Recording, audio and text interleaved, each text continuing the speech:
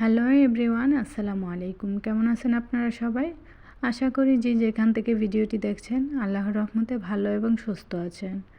গত 2 দিন ধরে আমি অনেক ব্যস্ত ছিলাম, তাই বেশি একটা ইউটিউবে আসতে পারিনি, আপনাদের সবার ভিডিও দেখতে পারিনি বা আমি নিজেও ভিডিও পোস্ট করতে পারিনি।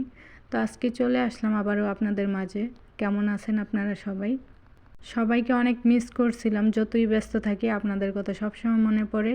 যারা আমার প্রিয় আপু এবং ভাইয়ারা আছেন, আমার ভিডিও সবসময় দেখেন, সুন্দর সুন্দর মিষ্টি মিষ্টি কমেন্ট করেন, তাদেরকে অনেক মিস করি।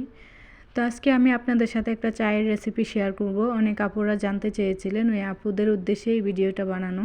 তো অনেক দিন ধরেই আপুরা বলতেছিলেন এটা কিভাবে বানাই। তো আজকে আমি ফাইনালি চলে আসলাম শেয়ার করার জন্য আপনাদের সাথে। তো কি দিয়ে বানাই আমি এখানে সবগুলো উপকরণ নিয়ে নিয়েছি, খুব কাছ থেকে দেখিয়ে দিচ্ছি আপনারা যাতে বুঝতে পারেন। এখানে জিরা, মিষ্টি জিরা, শাহি জিরা আর হচ্ছে জাফরান, আর একটা ফুল হলুদ দেখতেছেন, এটা হচ্ছে আমাদের বাংলাদেশে পাওয়া যায়। অনেক আগে যখন ছোটোবেলায় খেলাধুলা করতাম, ঘাসের ভেতরে এই ফুলগুলা নিয়ে আমরা ছিঁড়ে ছিঁড়ে খেলতাম। তো আপনারা চাইলে এই ফুলগুলো ঘাসের থেকে ছিঁড়ে নিয়ে আসতে পারেন, এনে শুকিয়ে তারপর চাটা বানিয়ে খেতে পারেন। এই চাটার মেন উপকরণ হচ্ছে জিরা। জিরা হলেই হয়ে যাবে। 2-3 রকমের জিরা দিয়ে চাটা বানিয়ে খান, আশা করি উপকার পাবেন।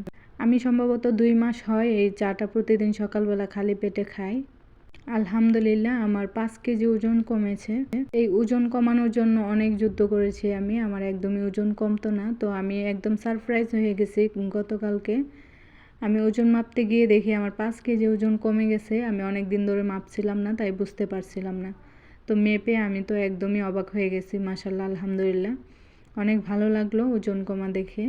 তো এই চায়ের রেসিপিটা আপনারা চাইলে বাসায় বানিয়ে খেতে পারেন। তো এই ছিল আমার আজকের ভিডিও। কেমন লাগলো ভিডিওটি অবশ্যই কমেন্ট করে জানাবেন। সবাই ভালো থাকবেন। আল্লাহ হাফেজ।